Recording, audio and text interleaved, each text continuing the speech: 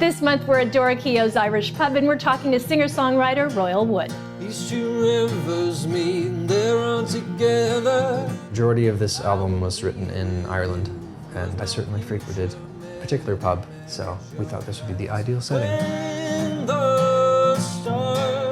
Royal, brand new. Yep. Brand new, The Burning Bright. Correct me if I'm wrong. The first notion I got after listening to it was that you were breaking up with yourself. That's a good interpretation. Yeah, that's part of it. I mean, I was at a point in my life where there was a lot of personal things going on, and I felt like I needed to disappear for a while, and I took off to Ireland for like 5 weeks and rediscovered myself, I think, as an artist and as a person, and ended up writing, 40 songs, but eventually became this record. So what do you do for 5 weeks? Disconnected completely. The first week you kind of panic. I truly did. I had this little cottage outside of the village of Slane, about 5 kilometers out. So if I wanted to see anybody, I had to walk 5 kilometers into the nearest pub, which was not always a bad thing.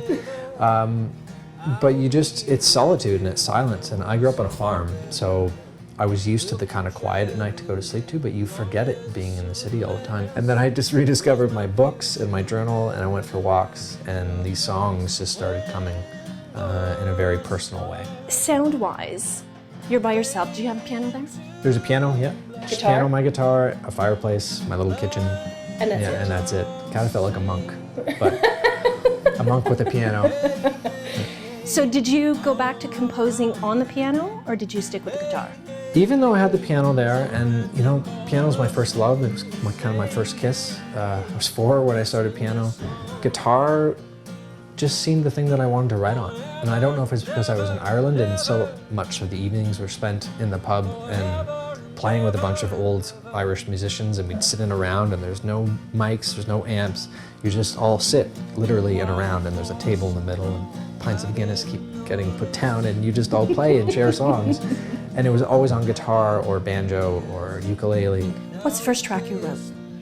The very first thing I wrote was City Lights. In the cottage. The very first thing I actually wrote was called It's Only Love, which was just a journal entry on the plane before I took off. But City Lights was the first one where I thought there was something new coming. And it felt so much just connected to family and farm life where I grew up, and just thinking back to when I was a kid and seeing the lights off in the distance and being in the middle of the countryside, and just, yeah, felt like I did when I was a kid, dreaming, just full of wonderment, and just alive.